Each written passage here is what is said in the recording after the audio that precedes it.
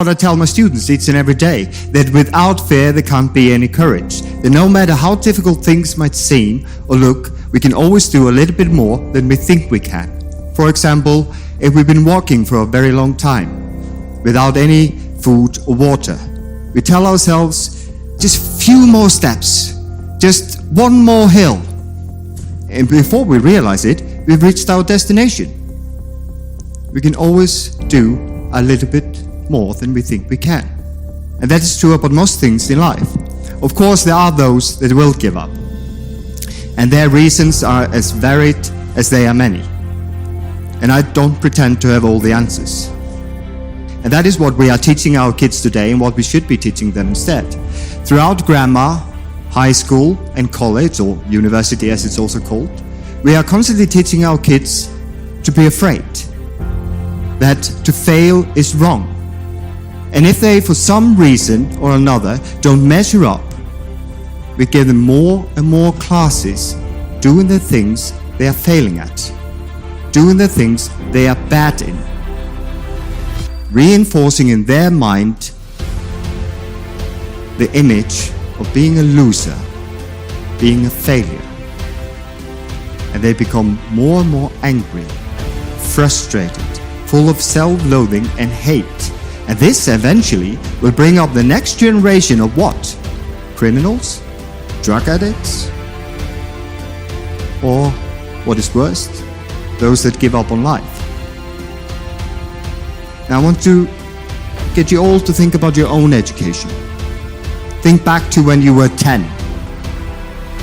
Think about any test you like.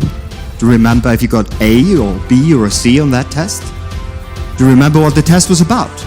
Do you remember the results? Do you remember what you learned from the test? Perhaps you remember how it made you feel. Now think about a school play, or an art exhibition, or a poem you wrote, or a short story. And I'm willing to bet pretty much anything that you remember those moments a lot clearer and better than any test you've ever taken in your entire life. So what is more important? To have children interacting freely and happily with one another, or to be able to do 1 million identical math problems correctly? What is more important for society as a whole? To implement interactive social skills within our school curriculum, or to add more and more classes in the art of filling in blanks? Why is it, if you are good at something, or even if you're just interested in something, you're not given the chance to take more classes doing exactly that? Instead, we are constantly giving those kids more and more classes, more and more time doing the things they are failing at. And why is it that gifted, talented, highly educated teachers are just handing out dated worksheets, reciting from textbooks without any deeper understanding, or even academic questioning or debate? And why is it parents themselves keep asking for us to test their children again and again and again? Why is it we are constantly trying to put everything into neat little boxes with neat little labels when life itself is not neat? It's unpredictable, volatile, but also very beautiful. Do you have the answers? So what we need to be teaching them is the difference between quitting something that isn't working and giving up. Is it giving up to quit drinking or smoking or eating sugar if you're diabetic or eating bread if you are gluten intolerant? No, it's sensible to quit things that isn't working. And we should quit the way we are teaching. Because it's not good for us, it's not good for our kids, and it's not good for their children of tomorrow. But we should never ever give up on learning. I've come to find out that perseverance, in my eyes, has four components. Four components for everybody. Everybody here. We're all going to go through and make that one life decision. That one choice, maybe a few, but yeah, that first one that's going to change the way you go in life. 2 is the failure. We're all going to fail at something at one point. 3 is change. And 4 is perseverance or enlightenment. By the time you get there, you should have some type of enlightenment. So many people, you hear so many stories of people having visions and dreams, but they get uncomfortable. You get put in an uncomfortable situation and you quit. You quit or you settle for just something that's comfortable for you. You decide to go back to just what's easy because you don't want to suffer. You don't want to be embarrassed. You don't want to be humiliated.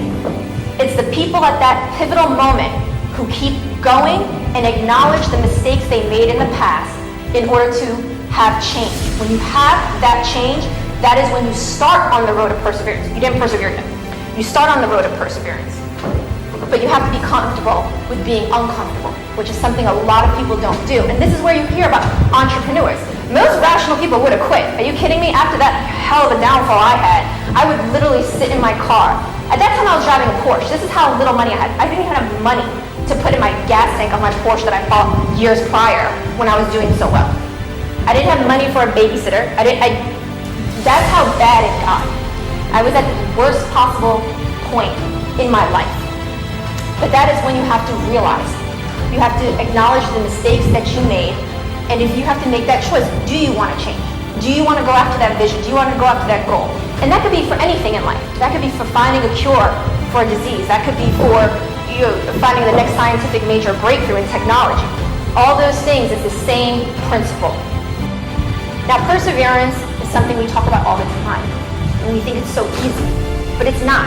And you hear all the time people quitting on their dreams because, like I said before, you think it gets too hard, or you hit one roadblock. Now, when I mean a roadblock, I mean it needs to get really, really bad. I mean, there were times when it got so bad, I would literally look at the sky and be like, God, are you done yet? Like, can it, seriously, like, I thought, 3 times the charm. Oh no, I had about 23 of those problems.